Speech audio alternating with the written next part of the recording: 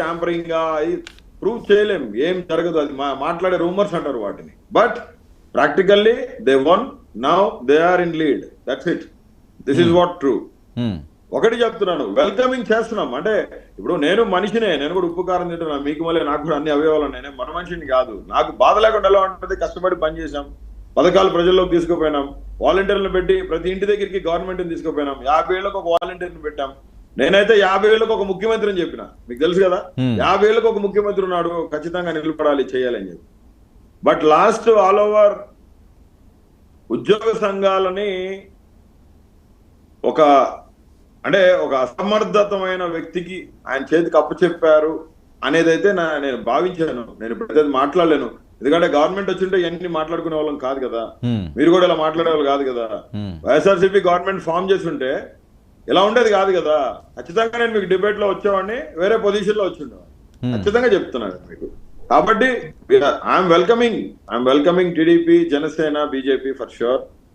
And ఖచ్చితంగా అంటే రానున్న రోజుల్లో ఆంధ్రప్రదేశ్ ప్రజలకి మంచి జరగడానికి, ఎందుకంటే నేను ఇంకొక విషయం కూడా తీసుకురాదలుచుకున్నా వర్మజీ. నేను ఎస్సీ క్యాండిడేట్ ని, దళితుని కాబట్టి దళిత వాడల నుంచి చాలా కాల్స్ వచ్చినాయి, చాలా మంది ఫోన్లు చేసినారు. అన్నా మేము ఓట్లు వేసినాం, ఒక దగ్గర 60,000 ఓట్లు ఉంటే అక్కడ 90,000 ఓట్లు ఎట్లా పోలేని, 60,000 ఓట్లే పోలేవాలి కదా, ఏంటిది అనేది. అంటే కొన్ని అనుమానాలు ఉన్నాయి, వాటికి ఆధారాలు లేవు, చూపించలేము. జగన్మోహన్ రెడ్డి గారు కూడా అదే చెప్పారు. అది దేవుని చేతులకు వదిలేసినాం సార్. నేనైతే క్రిస్టియన్ అండి, బీయింగ్ ఏ క్రిస్టియన్, నేనైతే ఒకటే దేవుడి దగ్గర పెట్టిన, దేవుని పాదాల దగ్గర, God will assure Jaganna for sure, and God will take a lead on behalf of YS Jaganmohan Reddy and YSRCP party for sure. ఒకటే చెప్పదలుచుకున్నాను అందరికి, ఆంధ్రప్రదేశ్ ప్రజలకి, వైసీపీకి కూడా నేను ఒకటే చెప్పదలుచుకున్నాను. వైఎస్ఆర్సీపీ పార్టీ నా కార్యకర్తలందరికీ, ఎమ్మెల్యేలకి, మంత్రులందరికీ చెప్తున్నాను, ఐకమత్యమే మహాబలం. అందరం కలిసి చేయి పట్టుకొని గట్టిగా పోరాడదాం. ఆంధ్రప్రదేశ్ మంచి చేసేదానికి చంద్రబాబు నాయుడు, పవన్ కళ్యాణ్ గారి బీజేపీ కూటమికి సపోర్ట్ చేసి, వాళ్ళు ఏమైనా తప్పిదాలు చేస్తే వాటిని ఎత్తి చూపించి ప్రతిపక్ష హోదాని మనం బాధ్యతాయుతంగా నెరవేర్చాలని చెప్పి, ఎవ్వరు ఎక్కడికి పారిపోకుండా ఉండండి. ఎందుకంటే ఎవరు ఎక్కడికి పోయే పనిలే, ఎందుకు పోవాలి, ఏం తప్పు చేసినాం, న్యాయపరమైన పోరాటంతో కొట్లాడతాం. వైఎస్ఆర్సీ లీగల్ ఫోరమ్స్ మొత్తం మీ ముందుంటాయి. మీ మీద కేసులు ఏం పడినా, ఎందుకంటే రాజకీయంగా ఉన్నప్పుడు కేసులు పడతాయి, అది ఆబ్వియస్లీ పడతాయి, అది ఆటోమేటిక్, అది అందరూ ఫేస్ చేయాల్సిందే. కానీ నేను ప్రత్యేకించి నాకు సంబంధించి ఎస్సీ కాలనీస్ నుంచి, ఎస్సీ వార్డుల నుంచి ఫోన్లు వచ్చిన పరిస్థితి, వాళ్ళందరికీ చెప్తున్నాను, నా జాతి బిడ్డలందరికీ చెప్తున్నాను, బాబాసాహెబ్ అంబేద్కర్ ఇచ్చిన. సో అలాంటి ప్రతీకారాలు తీర్చుకుంటారు అనుకుంటున్నారా వీళ్ళు మాట్లాడిన మాటలు? చంద్రబాబు నాయుడు గారు మాట్లాడినా, పవన్ కళ్యాణ్ గారు మాట్లాడినా, అంటే కింద స్థాయి క్యాడర్ ని కంట్రోల్ చేయాలి సార్. ఎందుకంటే వైఎస్ఆర్సీపీ వాళ్ళు కూడా అదే విధంగా రెస్పాండ్ అయితే రాష్ట్రంలో శాంతియుతమైన వాతావరణం ఉండదు. ఒకటి.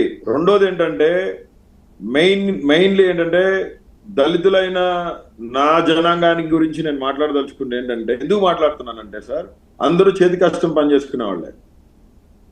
ఎవరో ఒక 10 మంది ఉంటారు సార్, 10 మంది 15 మంది ఉంటారు, డబ్బునోళ్ళు కూడా. అది కూడా కోర్టు చుట్టూ తిరగాలి, వాళ్ళ మీద కేసులు కాదు అని తెలుగుదేశం పార్టీ, జనసేనలో గతంలో దళితులు ఎవరు కనిపించలేదా? అప్పుడు దళితుల మీద దాడులు జరగలేదా? ఓ దళితుడిని అన్యాయంగా చంపేసి డోర్ డెలివరీ కూడా చేశారని కదా మీ ఎమ్మెల్సీ. ఒక్క నిమిషం. జనసేన పార్టీలో ఉన్న లక్ష్మణ్ రావు విజయనగరం నుంచి ఫోన్ చేస్తే, నాకు పదవి ఇవ్వలేదన్నా, సంవత్సరం నుంచి నన్ను ఇబ్బంది పెడుతున్నారంటే నేను చెప్పాను, నాతో మాట్లాడే కాల్ రికార్డింగ్ మీ జనసేన ఆఫీస్కి పంపించరా, లేదా నువ్వు వైసీపీ ఆఫీస్కి రా, 24 గంటల్లో నేను అధికార ప్రతినిధి చేసి ఎస్సీసీఎల్ జాయింట్ సెక్రటరీ నేను చేస్తాను, నువ్వు రారా అని చెప్తే 24 గంటల్లో లక్ష్మణ్కి పదవి వచ్చింది. రీసెంట్ గా మొన్న ఒక ఎలక్షన్ కి ముందు 2 నెలల ముందు జగన్మోహన్ రెడ్డి గారి బస్సు యాత్ర దగ్గరికి వెళ్తే అతను వైసీపీ పార్టీలో జాయిన్ అవడం జరిగింది. దళితులు సార్ ఒక్కటి చెప్తాను వినండి, బాబాసాహెబ్ అంబేద్కర్ సిద్ధాంతానికి నేను బాగా స్టడీ చేశాను, దాన్ని నేను చాలా అభిమానిస్తాను, దాన్ని ఫాలో అయ్యే వ్యక్తిని.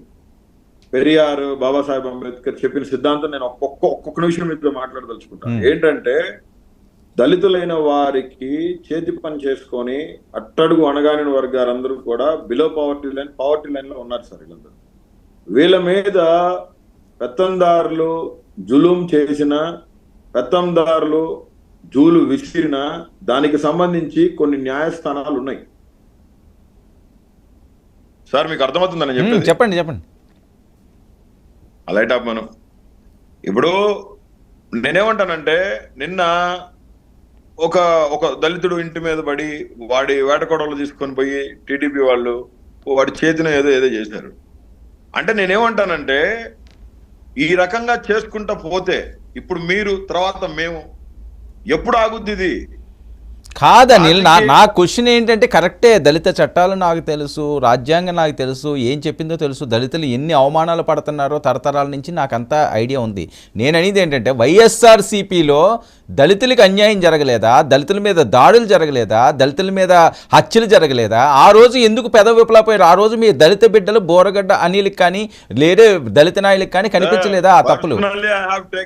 Personally I have taken cases.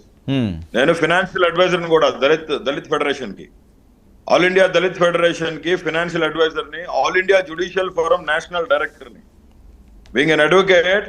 చాలా కేసులు జనసేనలో ఉన్నారు ఒక ఆయన పరమేశ్వరరావు గారు అని చెప్పి, సుప్రీంకోర్టు అడ్వకేట్. ఆయన చాలా సార్లు అప్రిషియేట్ చేయడం జరిగింది, బాబు నువ్వు పని కట్టుకుని. ఎందుకంటే ఒక దళితుడు రోజు కూలి పని చేసుకునేవాడు సుప్రీంకోర్టుకు వచ్చి కేసు లీడ్ చేసుకోవాలంటే వాని ల్యాండ్ గురించి చేసుకోలేని పరిస్థితి. నా డబ్బులు పెట్టి నేను చేసిన పరిస్థితి. రిపబ్లికన్ పార్టీలో ఉన్నన్ని రోజులు, కేంద్ర మంత్రి అత్వాలే గారితో ఉన్నన్ని రోజులు ఆయన అడ్వైస్ తీసుకొని, ఎందుకంటే ఆయన కూడా ఒక అడ్వకేటే, ఆయన సామాజిక న్యాయ మంత్రిగా ఉన్నారు. అంటే దానికి సంబంధించిన పరిస్థితులు వైసీపీలో చాలా మంది ఇబ్బంది పడ్డారు దళితులు కూడా. సీఎం గారి దృష్టికి తీసుకెళ్ళడం ఆ ప్రాబ్లమ్స్